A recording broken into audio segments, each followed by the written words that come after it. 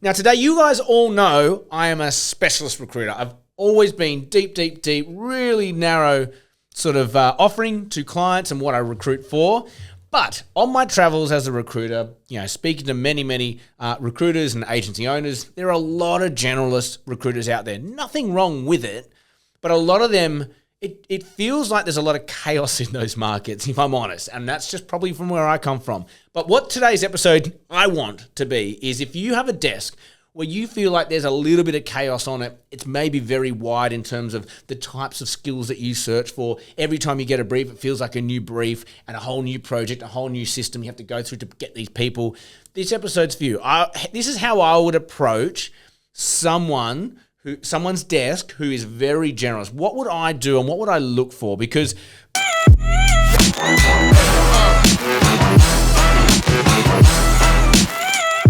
I'll just start by saying, why do I feel it is important to be a specialist? The reason is, right, I've been doing this for 20 years.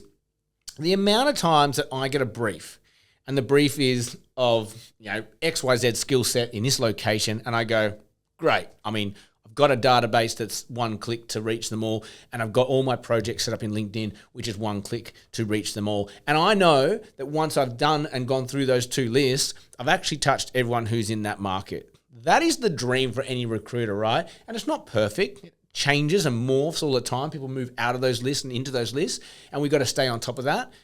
But it's really easy for me to go, okay, that's a brief I want because I can get to that in 5 minutes flat. The opposite to that is a client says, hey, do you recruit for this? And I say, no, but I'll help you because you're a good client.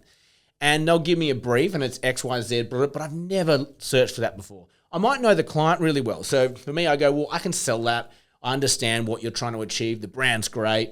If I go to market with that, I think that's going to be effective. But then I have to go and do the search, work out who's who in the zoo, who's the fit, go through all those projects, get my team to help on that. It's a lot of freaking work, right? And we all have to go through the same processes every time we get a brief that's outside of what we've done before. So all I'm saying is if I'm a generalist recruiter, I would be looking for shortcuts. I will be saying, you know what?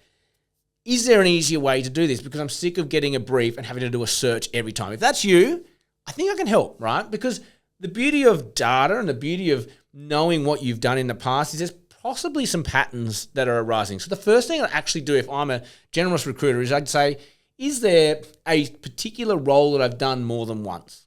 Is there a particular role that I've done that keeps coming up? Everyone will gravitate to that naturally, and I think most recruiters have an instinct of, oh yeah, I've done that before. I can do that again. I mean, that's the easiest pitch in the world. I'd actually start thinking about that. Go past in the last 12 months, you might have only 2-3 clients. Work out what are they asking you for the most. I go, what am I being asked for the most? Am I being asked for this skill at this level, this location, this qualification? What is it? And if you can go, yeah, there's actually 3 or 4 things that keep coming up, well, I would start there. And what I would do is I'd actually start thinking like in a hierarchy of needs. So if I get a request from a client for any one of these 4 areas that I've recruited for before, I will jump on that and prioritize it because I know I can get to it quickly. And what I would do is, first and foremost, I'd go back and go, okay, I'm going to get asked for this. I've been asked for this 10 times in the last year. Chances are I'll get asked for it 10 times in the coming year. I would be tidying up those projects and methodologies and processes. I would be going, okay, if a client tomorrow says, I need a project manager with 10 years experience, and that's something I've done over and over again, I would say, have I got that project done? Have I got my database perfect for that request? And what I mean by that is everyone who can actually do that job coming from a competitor of the client who's going to ask you for that skill, okay, that's the important part here because skills can go really wide across industries. We're just looking for your clients. So if your client's a consultancy, we want to know where is this skill set in all the other consultancies? Or if your client is like a government agency and they've asked you for a particular skill, where is this skill in all other government agencies? Or where else would they be interested in seeing this skill come from? Because it won't be from all the private industries or universities or whatever. So having a finite list of candidates, right, for set up in LinkedIn, set up in your database, that is perfect. Like proper perfect. Not like a VA's done it and it's 90% there. Not like, oh, it's old, but it will do. Like proper, like there is literally, you're not going to find another person that's suitable for this job. I want to, even if that's 4,000 people, I want you to have that list. Even if that's 200 people, I want you to have that list. So that when you get asked for that skill again, it's actually a really simple click, yep, messaging out, I know who to call, go. You don't have to do any of that searching. That's the part that takes a lot of time in my view.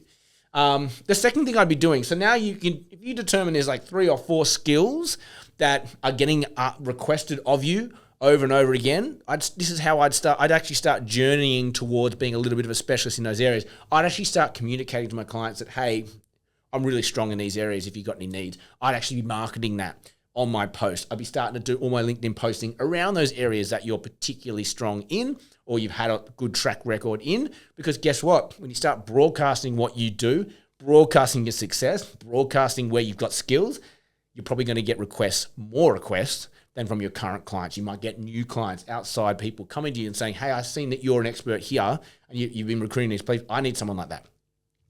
So that's literally what I would do 101. I'm working with a company at the moment who has they've got like a 3 or 4 clients that do a whole bunch of industry, right? And then they've got 4 recruiters who handle everything, and it's chaos. We're going through this journey. I'm saying we need to simplify all of your recruiters' desks so that they actually run a lane each in terms of a skill set, and they manage and maintain that candidate pool. So that when those clients come through, it's a quicker avenue to get to delivering candidates for those people. That's today's episode. Really, like, keep your market simple, keep it repeatable, because once you've set up those projects, once you've set up your talent pool and you go, this is it, like, I know in my heart of heart, that's all that's going to be in that talent pool, you never have to do it again. The moment that brief comes in, the work has been done. We always joke and riddle about recruitment saying, oh, we don't sell a product. We sell people, and we got to go and find those people. We can't just print it in a factory. Well, this is kind of printing it in a factory. You've done the work. You've categorized all the people. You've got the list there. Now you just have to go and do the recruiting part of it. You don't have to go and do the searching part of it, right? If you can preempt all your searching requirements from your clients, you are going to be very fast. And what does speed do? In contingent recruitment, that gets you the candidate to the door first. We are all, as an industry, moving away from contingent and more executive search, but it just means that you can deliver on that work quicker. And when you can deliver on that work quicker, guess what? You've got time to do more briefs. And when you do more briefs and you stack them up, you have a better year. Time is all compounding, right? So if you're a recruiter that's a generalist and you do 40 placements a year and you have to do 40 searches a year from scratch, that is very different to a specialist recruiter who goes, I've done 40 placements, but I've actually only had to do like 5 new searches. The rest are just repeatable lists that I have already got. Which recruiter would you want to be, right? And that's how you can be if you're that specialist recruiter. You've now got bandwidth to do more than 40 placements in a year, or you've got bandwidth to actually just work less and do more things that you do for enjoyment, like socialize and family time or whatever that might be. So that's it. Keep your market simple. Even in a generalist market, even in a chaotic market, you might be on a panel for one client. They've got a whole bunch of things. There are ways that you can simplify your life, and I would be looking at doing that either at your desk, tidying up the roles you actually chase, or if you've got a team, tidying up the talent pools that they look at so that they can manage their talent pools individually, which feed up to that client, just so you don't have people running full width of the recruiting spectrum every single time a brief comes through.